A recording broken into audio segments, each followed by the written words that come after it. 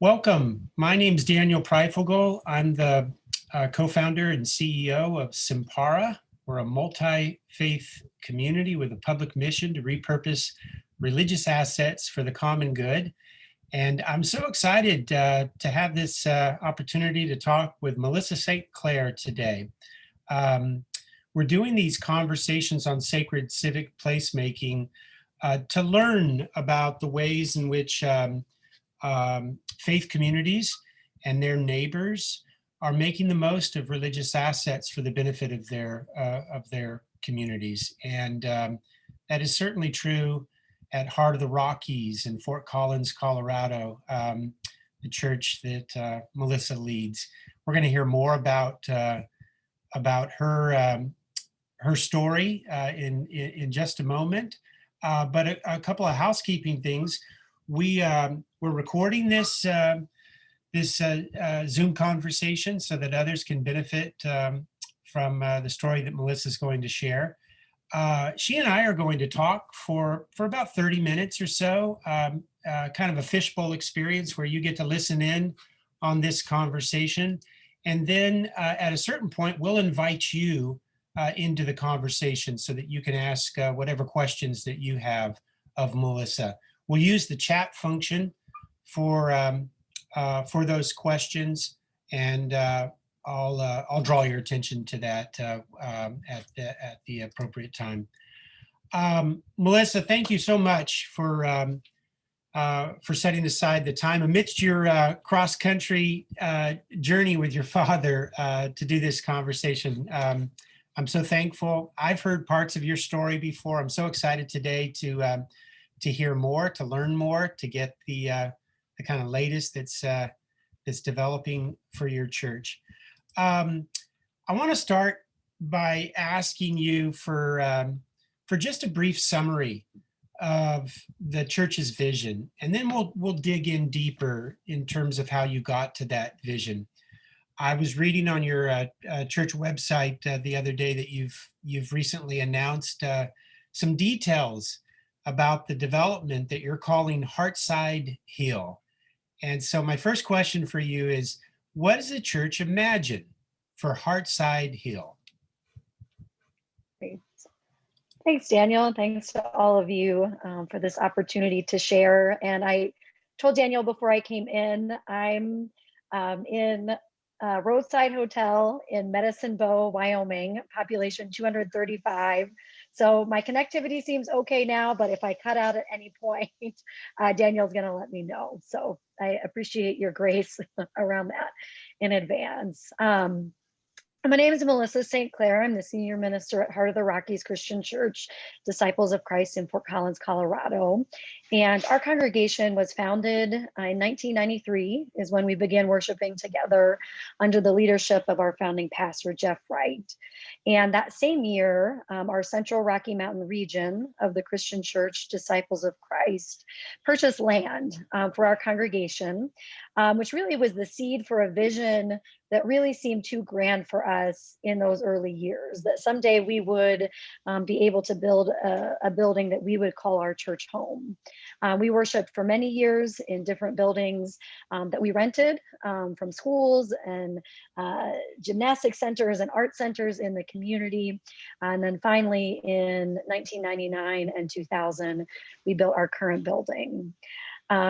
We're currently using 2 acres of an 11-acre plot of land. And so really from our inception, when we knew we had this gift of land, our vision has been that we would in some way use that to serve the community. It's been in our DNA from the start that we weren't going to be a mega church, that if we grew to the point where we had more than 500 active members, we would begin another church rather than continuing to growing our initial congregation in size.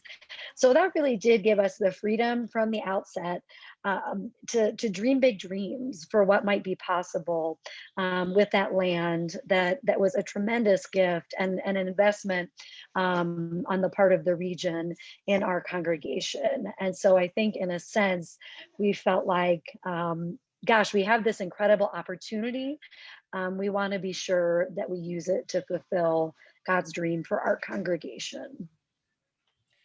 This is the culmination of a long journey for the church. You mentioned that the church was built with that extra land um, uh, that the congregation intended to develop at some point for ministry. Describe the dreaming and the discernment over the years toward that end, as well as the delays that you encountered, and how you ultimately came to this vision that you're pursuing today. Yeah, so I've started calling it the roller coaster of a recession, a revitalization, and finally a reimagination. And that covers a time period from about 2006 until the present. It was around 2006. This was prior to my tenure. Our founding pastor was still there, and we had some folks in the congregation who really started to dream this dream that there would be a campus right in our church's backyard on those 11 acres that would serve and support children, youth, and families. And the name of that was Sky Hill. The Sky stood for Strengthening Kids and Youth. And that vision included bringing together nonprofits who provided services within our county. Where we're located is really a central location in our county. And so it really does have a lot of potential to be kind of a base for some countywide organizations. And so we were talking with folks like the Boys and Girls Club, with Child Safe, that provides follow-up therapy and care for children who've experienced the trauma of sexual abuse. Our local child advocacy center, they were all part of that initial dream. And the hope at that time was that we would, under the entity of Sky Hill, raise at that time what would have been to complete that project. There are a variety of reasons that didn't come to fruition, including the recession in 2008, also including our county really going a different direction in terms of how they provide services. And so their model changed a little bit. And so we kind of put Sky Hill on the shelf at that time around 2009. In 2013, 14, that was right around the time of my arrival, and my predecessor was preparing for retirement. Boys and Girls Club came back to us and said, hey, is this still, on your radar? Is there still some possibility here? And we said, sure. We didn't let go of that dream that this land was going to fulfill a vision that God had for our congregation. So we talked with them for 2 or 3 years, brought some of the original partners back into the conversation, really started considering a different financial model of asking our partners to bring their financial resources to the table rather than trying to do one large campaign that would develop an entire campus at once.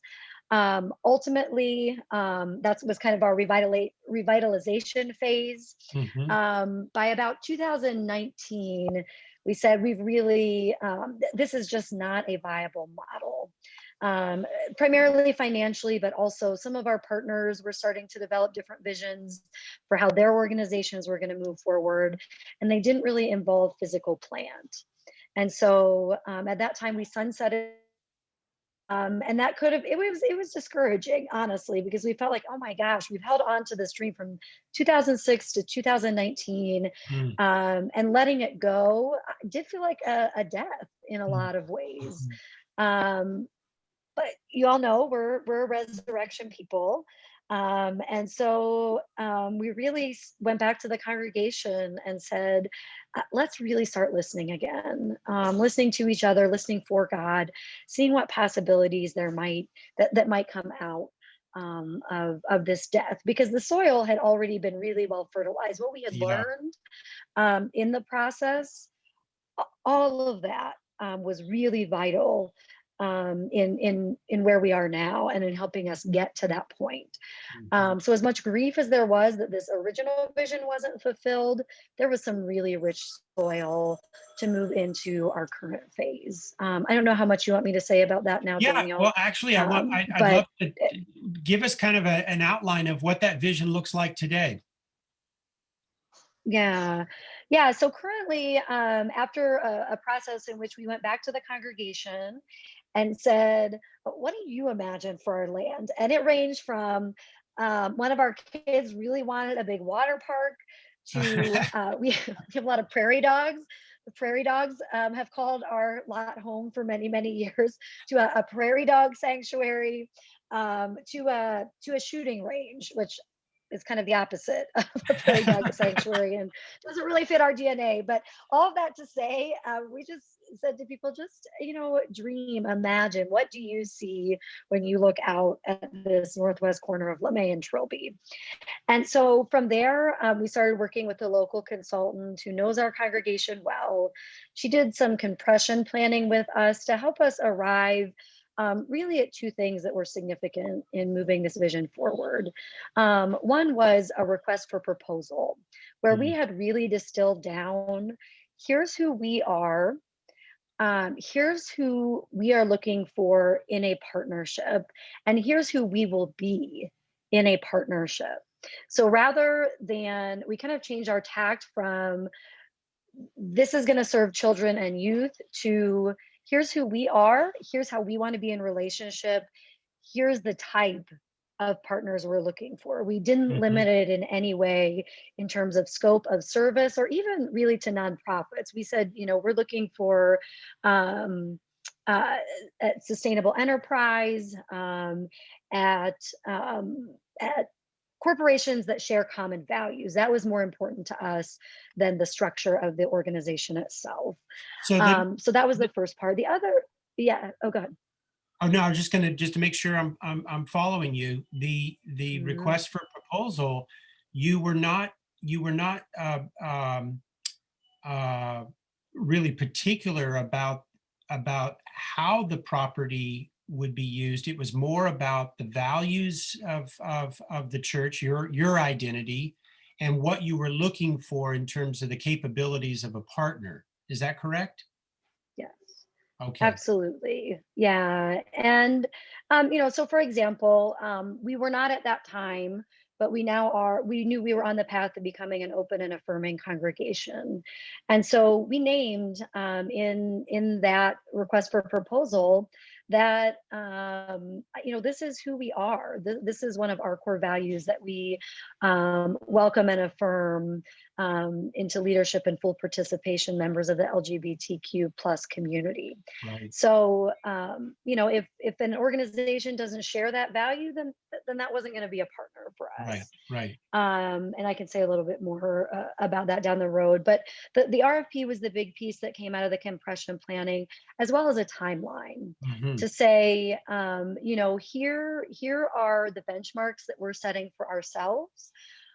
If we don't meet them, that's okay. It's not like we're just going to stop the process, but we realized we have been in this process so long that we really put a pretty aggressive target in place to say we need to be breaking ground and we need to have partners who have the capacity to break ground. I think we said by the end of 2022. Hmm. And that wasn't, hard and fast in that, there wasn't room. Really felt like for us that we needed to know that our partners were going to come to the table ready to play, that it Hmm. wasn't going to be another series of, well, we also have this dream, but we don't have any resources to back it up. And so that was really important to us too, was to put together that timeline to hold ourselves accountable, but also to say to our partners, we're coming really ready for your proposals. I want to ask you what's come out of now on the other side of that RFP process, up to the present moment. But first, um,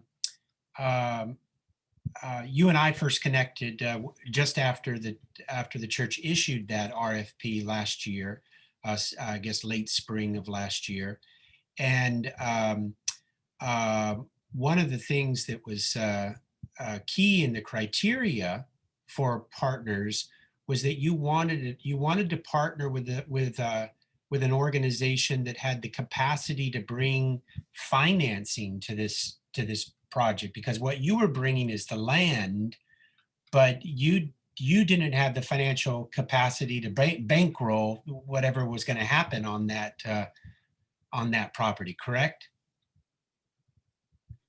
Yeah, that was one thing that we recognize both as a barrier in previous iterations of this dream. Not that we couldn't bring any financial capital to the table beyond the land. In fact, we intend to, and we had intended to in every iteration of this. But it was really important to us that we had, again, partners who really would be who would be equals in that process. In other words, we didn't have the resources to boost up an organization to get to the point where they could invest in physical plant. Um, and we also, this has never been a money-making venture for us. Right. So by bringing the land to the table, we saw that as an asset that we could leverage, but not one that we were going to use to somehow gain financially for ourselves out of this, but really to encourage and inspire others and other potential sources of funding to say, look, we're willing to invest this. Yeah. What are you willing to invest? Mhm. And I think I've um, we one of our lay leaders, who we have two phenomenal lay leaders who have really taken this and run with it and made it possible for us to be in partnership in this way. One of them just introduced this was a new metaphor to me. Maybe it's not for all of you, but said, you know, are you the chicken? Are you the pig? In this breakfast analogy, where the chicken gives an egg and the chicken can lay another egg tomorrow, but the pig, to be bacon, is really sacrificing something. And so we Uh-huh. really see this partnership as a partnership amongst pigs and not chickens. I didn't grow up on a farm, so this is kind of foreign to me, but we ourselves wanted to be the kind of partner that we were seeking. So we knew we had to bring the resources that we had to bear, and that because we were willing to do that, we were looking for partners who were willing to do the same. So out of this RFP process, instead of selecting one partner, you ended up selecting three partners. Tell us about that and bring us up to the present in terms of where this dreaming and planning has gone. So when we sent out our request for proposal, and as Daniel said, we actually issued it in the fall of 2019, but we didn't really get serious about it until the spring of 2020, when we realized, oh, we really need to work this if we're gonna have some proposals to review. But we agreed from the outset. We said, if we have one proposal, that's fine. And we don't have to accept that proposal. We Mhm. will have learned something in the process, and we'll need to go back and use what we've gleaned to either try a different approach, refine our request for proposal, whatever, but we'll have learned something. We actually ended up with 9 proposals, and interestingly, they kind of sorted themselves. 3 were requests from commercial developers who wanted to build market rate housing. We just said, you know, that doesn't align with our values, nor does it really meet the intent of the request for proposal. So we were able to set those aside pretty much immediately. The other 3 were a group that we have been calling our mission partners. They were organizations that we were familiar with, that we felt like really did align with our values, um, and who we knew didn't have the demonstrated track record of financial resources to be able to come to the table with the kind of capital we would need to bring the initial phase of the project to fruition.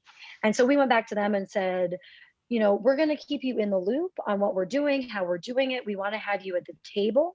Um, but there are three partners that we're going to move ahead with full steam.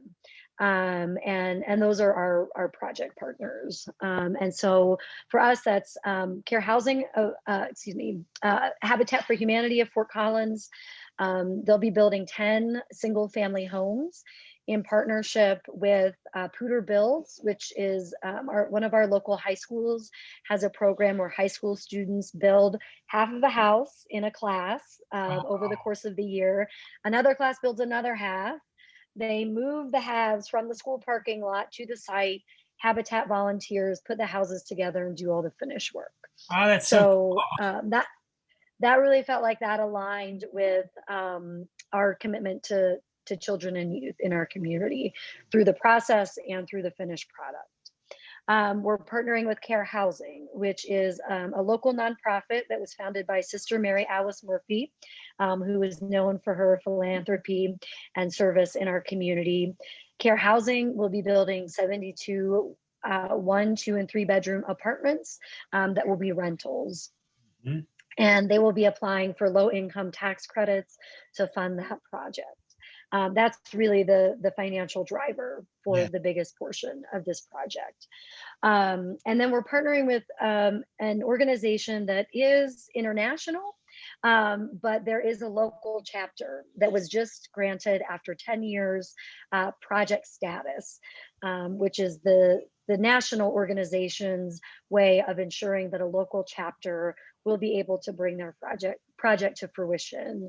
And that is Friends of Large Fort Collins. And so they provide host homes, which are built as single family homes for adults with intellectual disabilities and their assistants. Fantastic. And so currently where we are, we actually had our first in-person meeting with representatives from all of our partners 2 weeks ago. And that was really, I think it was a moment in which we got to see the strength of our partnership on display. And a shared aspect of this collaboration is a community center, which the church will raise funds to contribute towards, which we're hopeful will be able to work some low income tax credits into that by having a clubhouse for the residents of Care Housing in there. And our hope is that all of our partners will benefit from that space. So what we're discovering in the process is it's not going to be as straightforward as we had hoped in terms of legal agreements, in terms of funding. And what really made my heart sing was sitting at the table all together. It would have been easy for any one organization to say, you know what, that part is going to make this project too difficult for us. We just want to stay in our lane and do what we do. Or, you know, someone at the table could have said, you know what, I think the church should just go it on their own. That's going to be the most straightforward way to achieve this community center. You know, like, I don't think we want to have to negotiate all these intricacies. No one said that. In fact, they said, you know, we know that we could be investing more in another project that we have going, but we're really committed to this project. We want to see this project come to fruition because we feel like it's unlike any project we've done before. And so we're going to stay in it. And so that was really, really encouraging to us. You know, obviously, we're the ones at the table with the least development experience, And I think we're a congregation that's strong in those arenas, but it's not what we do by nature, first and foremost. And so to have partners who really are willing to be in this relationship in ways that feel mutually respectful and trusting has been such a tremendous gift. Melissa, along those lines, the relational aspect of these partnerships, the trust, the mutuality that you're developing, as I'm talking with other folks about what you're doing there in Fort Collins, I'm describing it as a village. Is that language that you all are using? So I'm just trying to type the names in the chat as well. Yes, so Village actually is a name that we had hoped to use for our project, but it turns out that Fort Collins Housing Catalyst, who is kind of the big umbrella agency that does affordable and attainable housing in Fort Collins. They use that name in all of their developments. Okay. So for the sake of clarity, we weren't able to use that language in our name. But yes, I mean, really our vision has been one in which people not only have a place to live, but really thrive. Yeah. And so when we talk about what we envision for this land, it really is a vision in which there are people who are gardening in our community garden, which the church started, but which will be expanded as part of this project. You know, maybe adults from L'Arche are gardening in the garden. They set up a produce stand. People who live in the Habitat homes can get their fresh produce before they drop their kids off for a program that's at the church that evening. We could picture our care housing residents, you know, being able to drop their kids off for childcare, which we're really hoping is a component of the community center that would really help us address the two biggest needs that we understand exist in our community, which is affordable and attainable housing and affordable childcare. So our hope is that people can really live their whole lives here, Yeah. that it's not just a place where they lay their heads at night. It really is more than just housing. Remind me, what is the neighborhood around the property look like, and how far are kind of, essential services, grocery stores, that sort of thing? Yeah, so we, when our land was purchased, it was actually intended to be, as I understand it, sort of like the community park for the Brittany Knowles subdivision. Mhm. The contractor and developer backed out of the subdivision project, and so it's that that our immediate neighborhood kind of stalled out for a while, and that's actually how we were able to purchase the tract of land that we now own, or how our region was for the price that it was. I think we got 11 acres for $185,000, Oh my goodness. which I don't know where you all live, but that would be just unimaginable Yes. today. Yes. Um, but but but that being said, so now there are developments all around our neighborhood. We're surrounded by 4 subdivisions, but we are in what's considered a food desert. And so part of what we see as key aspects of this project will involve expanding public transportation, Mhm. which, based on the research we've done and the conversations we've had with the city of Fort Collins, we do believe is within the realm of possibility. So expanding public transit, but also my personal dream is that there would be a way to partner with one of our mission partners to help address that need. Mhm. One of the proposals we received was for a partnership between the Foco Cafe, which is a nonprofit restaurant in Fort Collins. It's the only nonprofit restaurant in Northern Colorado. We grow produce for them every year in our community garden and donate to that to them to help them fulfill their mission. And they already have a partnership with an organization called Vindicate that rescues food in our community that would otherwise be thrown away. They rescue it. They put it into a grocery style site facility that they have, and folks can come in 3 days a week and shop for groceries there that they can either take home for free if they need to do that, or they can make a donation if they wish. So they have proposed a potential partnership with us that could address that need. So those are the types of things that we're keeping in mind when we think about the community center. That's good. That's really good. One of the questions that congregations grapple with when contemplating reuse of property or redevelopment of property is, how are we going to do this? They say, we're so small, or we don't have a lot of money, or we don't have a lot of energy. And you are telling us that you're tapping another source of energy, which is partnerships. how did you come to see partnerships as the way forward? I mean, it makes such sense, but in my experience, a lot of faith communities don't think of others, allies, other organizations out in the wider community who could bring the expertise, who could bring the financing, who could bring energy. How did you all come to see partnerships as the way forward? Um, I think that's been part of the vision all along. Hmm. Really from the inception of this dream, and we really do see it as God's dream for this property. We feel like we've been given a tremendous asset that is our responsibility to steward faithfully.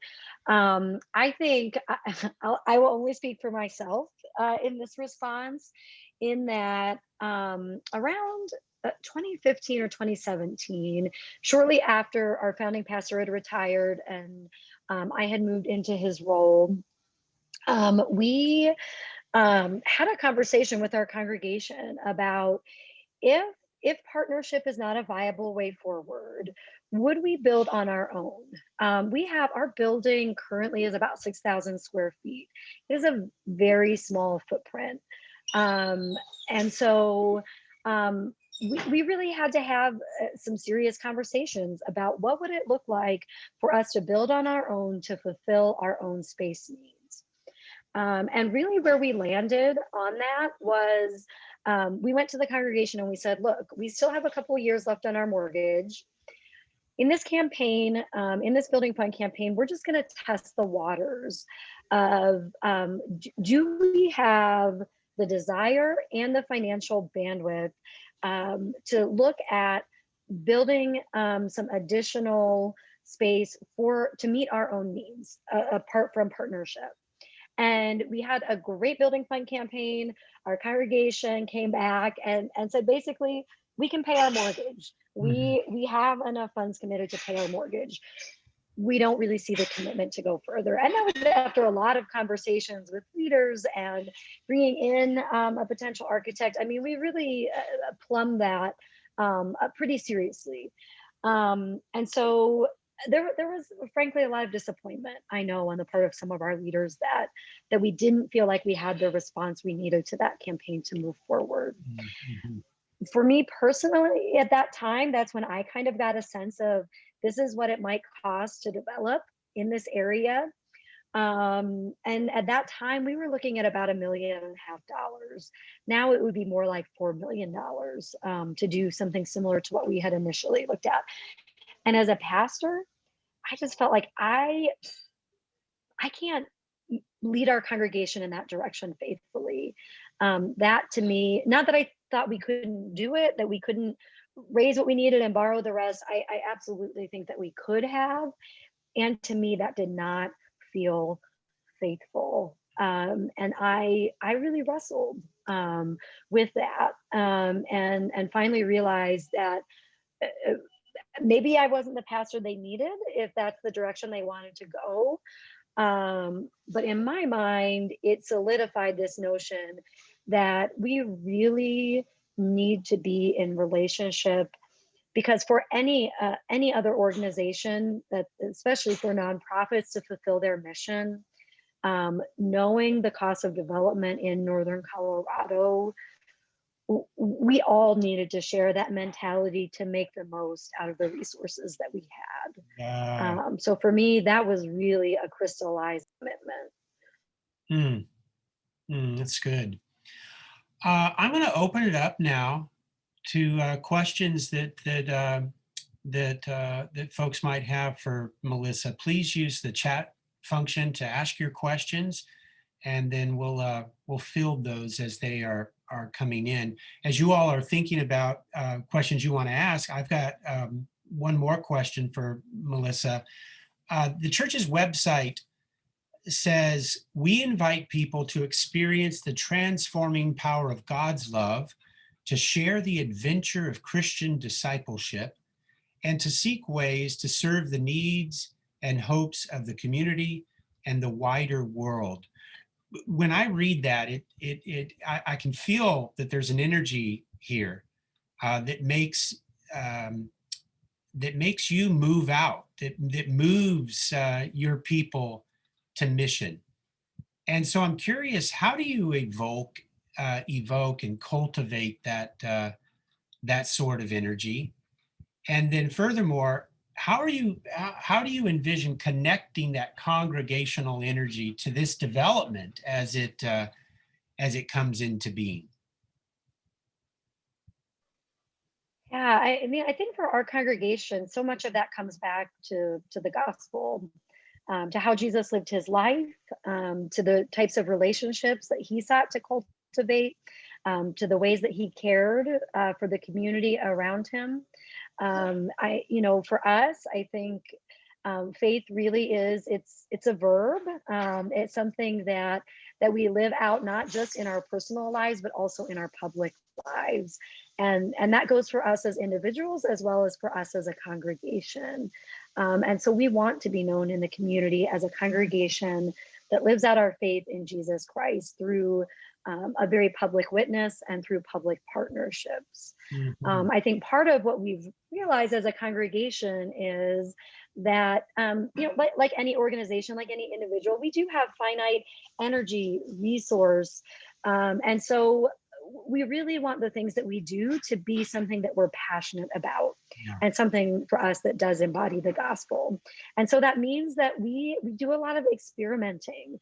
We don't just maintain relationships and partnerships just because we've always had them. We really have to make sure that we have people in our congregation who are passionate about living out their faith so that we as a collective can be passionate about living out the ways that we are the church. Mhm. And so really, and again, this is kind of a vulnerable thing for me to say, but we got to a point in this project in particular where I basically said, okay, God, if this is going to happen, you have to put the people in place to bring this to fruition. I don't have the time, the energy, the knowledge, the capacity to be the driver on this in the way my predecessor was. And so that really took intention on my part to identify those leaders with our board moderator, who has been a phenomenal advocate for this project,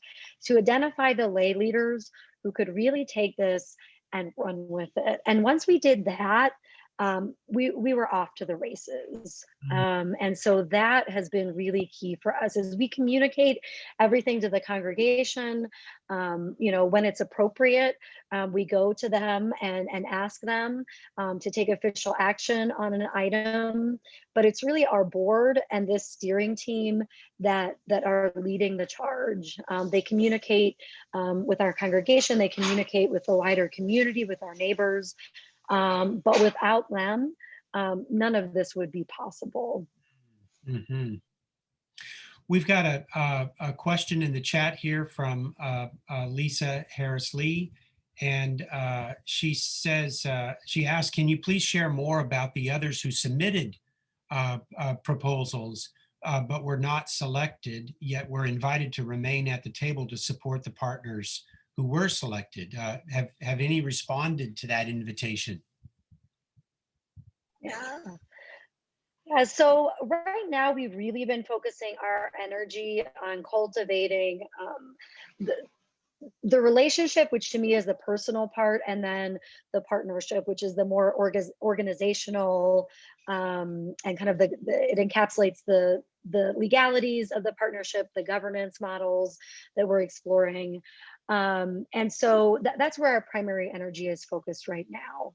Mhm. Because the mission partners are already organizations that we've been in relationship with, we really just continue to cultivate those relationships in their current iteration.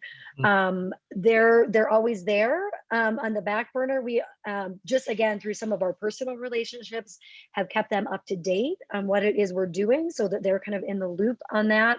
But my hope is as we start to dig in more deeply with the community center aspect of this project, that's where we'll be able to invite them in, because we're talking about all different potential models to bring this community center to fruition.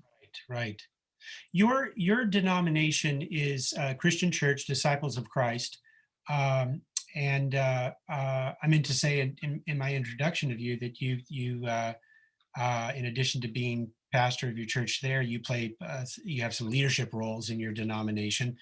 Um, have they been involved have you tapped any kind of denominational resources to help in the dreaming and the discerning? Yeah, yeah. Well, shout out to NBA, our National Benevolent Association. Yeah. I see we have some representatives from there today. So we actually, again, this is all like the fertilization, right? So we sent two people who were working on initially on Sky Hill to Ascent Conference, which is put on by the National Benevolent Association to bring together people working in social enterprise and entrepreneurship and to kind of incubate some ideas there. And so that was a great resource for us. Before we were in this current iteration, but again, it helped us learn more about what other congregations are doing, more about social enterprise and what that looks like in our denomination. So that was a huge gift. We've been talking with Disciples Church Extension Fund.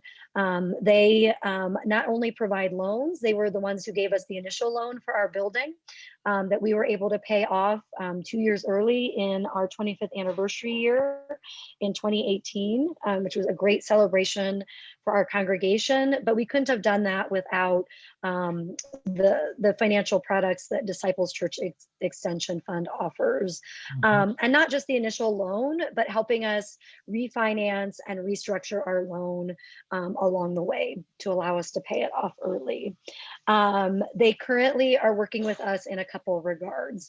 There will be, again, the loan aspect of it, but there's also the consultation that they provide in terms of what does it take to build and to develop successfully.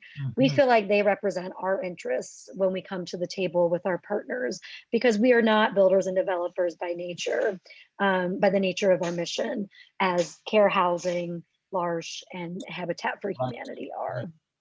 So And our region, shout out to our region too, because okay. they've been helpful in terms of helping us. For example, when we said we really need someone who works in real estate, taxes, and law, because we're transferring our property from the ownership of the region to our congregation. So they connected us with someone in another Disciples congregation who has that expertise. So our region and our regional minister, Joanne Bell Haynes, have been a great supporter. And even, it's things that you don't even anticipate. Like, because our regional board and our regional minister know that this is what we're doing, this is why we're doing it. We had a neighbor in our subdivision who has been organizing against this project call her one day out of the blue and just say, please get your congregation under control. And so she was able to say, look, I know what they're doing. I know why they're doing it. I know how they're doing it. And I support it 100%. So that advocacy has been really helpful. Oh, that's fantastic. And I imagine those regional and national leaders are very excited because you're creating a model here of a new expression of church in the world. We've got a question from Pam Clausen about are you going to have to subdivide the property to devote the land to each of the intended uses? Yeah, that's a great question. And some of that we're negotiating now as we talk about governance and other legal agreements that will come out of that. Essentially, one of our first steps very early on was to go to the city of Fort Collins and to say, here's the project we're proposing. And they take that through their preliminary design review process. We got 25 pages of feedback on here's what we think will work, here's what's not, here's what's not going to work, here's why. And so that has helped us gain some clarity on some of those more technical aspects. The land is currently subdivided into two plats. we paid the development fees on the first plat when we built our current building. We did not pay any development fees on the second plat. Mhm. So our biggest commitment in all of this is that we want to remain as partners in this. So in other words, we could just say to our partners, here's plat 2, you all work out subdividing it and paying those fees and doing all of that. We've not said that, which is really, it makes it more challenging for us. It honestly probably makes it more challenging for them, but it's part of the commitment we've made to how can we most fairly and equitably divide up the costs that we're going to incur in the process of this development. Mhm. So that's not a crystal clear answer because we're still negotiating some Right. of that, but we're working that out through governance documents and other legal agreements. And we do, I don't think I mentioned this, but we have an attorney working with us from the firm who initially worked with us from 2006 on. It's a different attorney that's working with us now, but their firm has provided pro bono services for us Wow. to this point. And that's been a huge Oh, gift because, again, we don't have a lot of legal expertise as a church. mhm. But we feel like our attorney really is looking out for our best interests when we come to the table and not just that of the partnership as a whole. Mark Height writes in the chat, it sounds like Fort Collins is fairly friendly toward affordable housing initiatives. Do you anticipate any NIMBY resistance, not in my backyard, or is that a non-issue in your neighborhood? You mentioned one person who raised a concern. How would you respond to Mark? Yeah, I would say the city of Fort Collins is very friendly toward affordable housing. That has been a priority that they have identified consistently in their top 5 priorities over the past several years. I think Fort Collins overall has a commitment to making affordable housing blend in well with market rate housing. In fact, we have a fair bit of affordable housing in subdivisions around us that you would look at and you would not know that it is affordable and attainable housing because it's specifically designed to fit the style and the feel of the market rate housing around it. So Fort Collins as a city, very friendly. Our neighborhood around us, we feel like we've worked really hard to be good neighbors over the years and to maintain that relationship, to keep the neighborhood informed of what it is we're doing and why and on what timetable. We do have a member, actually one of the co-leaders of our steering team, was one of the first or second people to live in Brittany Knolls when it was built as a subdivision. So we have a long history of relationship there, and we've worked really hard to be good neighbors. Mhm. Most of our neighbors have been incredibly supportive. They have gone out of their way to say thank you. We know this meets a community need. We're excited. We think this is what church should be.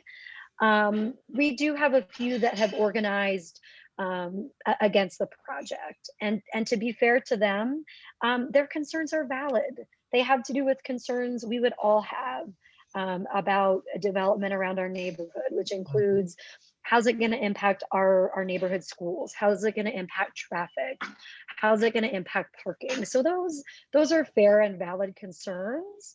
And we feel like we've really gone above and beyond what the city requires us to do to address those concerns. And so, yes, the concerns are there. Yes, they are being voiced. Yes, we've let our congregation know that's been a real struggle. And we feel like we have our integrity intact when it comes to communicating with our neighbors. And in fact, right after our congregation voted in November to say, yes, we want to move forward with pursuing these partnerships, we immediately sent out a letter to our neighbors. We sent out 500 letters to the addresses within a 5-mile radius of our congregation, because we said we didn't want them to hear it on the news first or in a city process. we really wanted them to hear it from us. That's good. That's really good. Are you and the partners going to set up an LLC to kind of hold this land in partnership, or will you sell the land to the partners or lease it to them? Yeah, so we have created an LLC, and that's how the land will be managed. Okay. And so we are not selling the land to our partners, which again, some of these decisions we've made, we know that there are more straightforward ways of doing this. So we've really spent a lot of time kind of running through different scenarios of like, okay, what are some different options available to us? What are the pros and cons of that?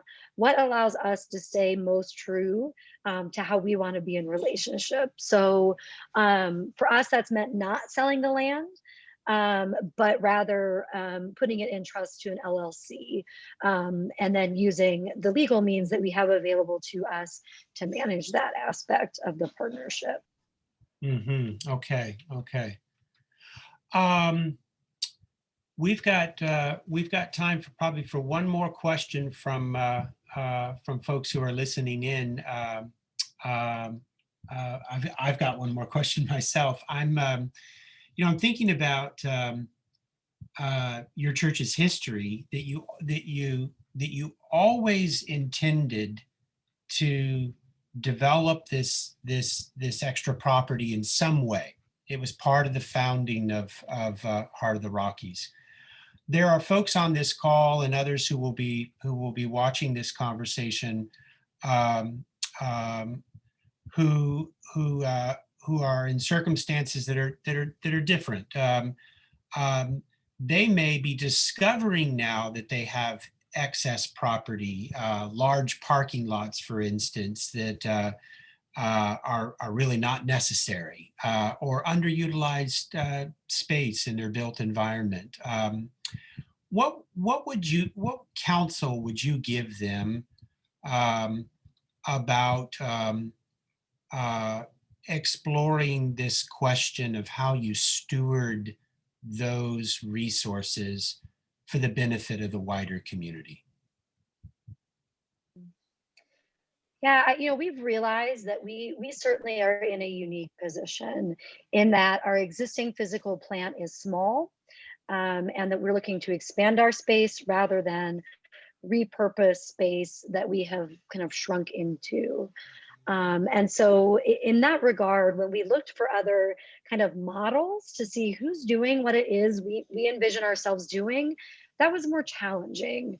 Um, that said, once we kind of started honing in on this vision, driving around town, I'm looking around thinking, oh my gosh. And again, Fort Collins is we are very dense. Land is very hard to come by. I think I've heard someone say we maybe have 10 acres of land left in Fort Collins that aren't accounted for and that are actually developable.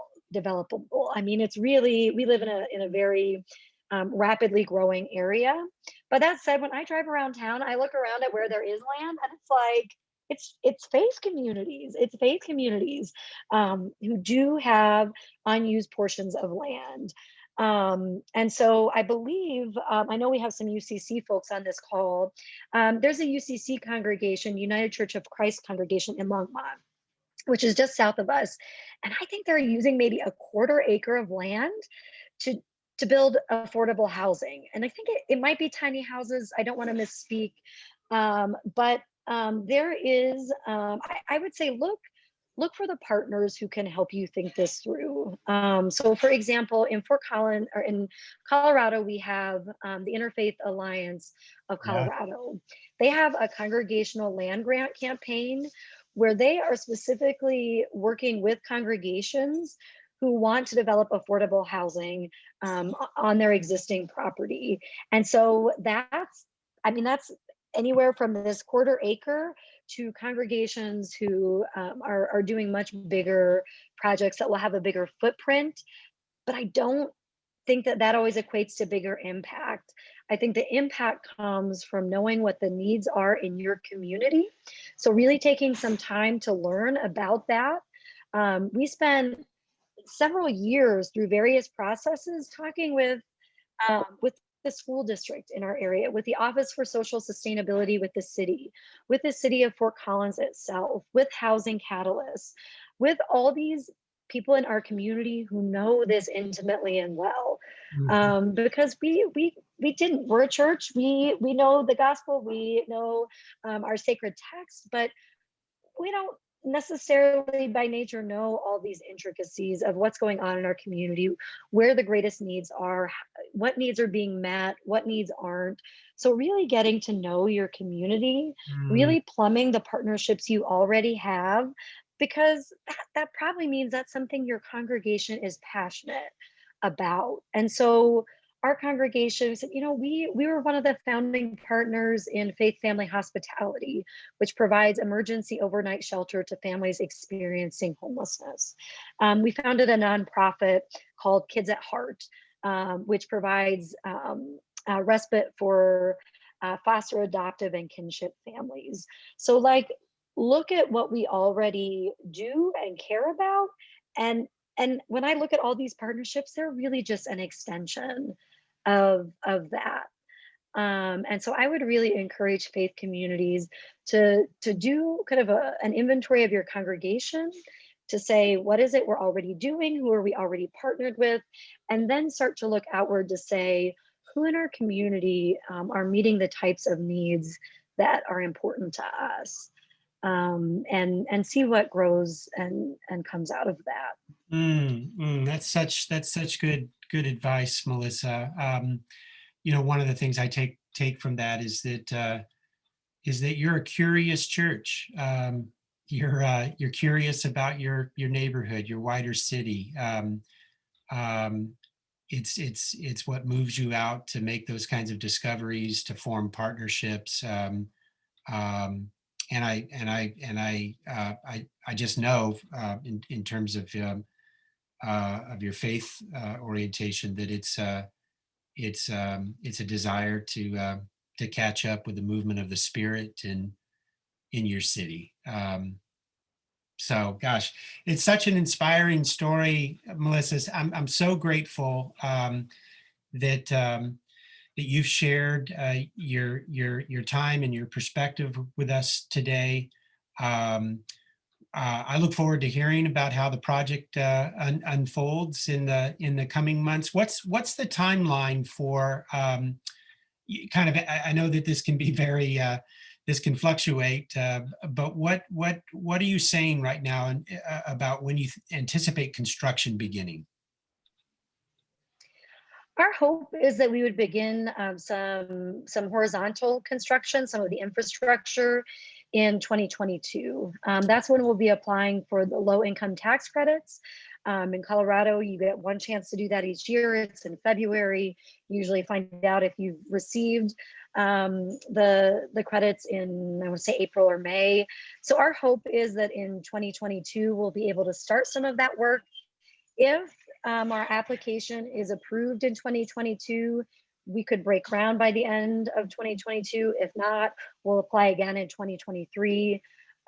We really, I feel like I can say this because our partners are saying this. This is not my own confidence, but we really do believe this is a very viable project that within 2 to 3 years at most will be approved and will be able to come to fruition. But we're optimistic that within a year or two, we'll be at that point. So we would hope by the end of 2022 that we could really start to see some tangible signs of this project beginning to take place. Oh, that's fantastic, and we share that hope with you, and we'll be cheering you on in the months ahead, Thank and look you. forward to hearing more about how the project unfolds.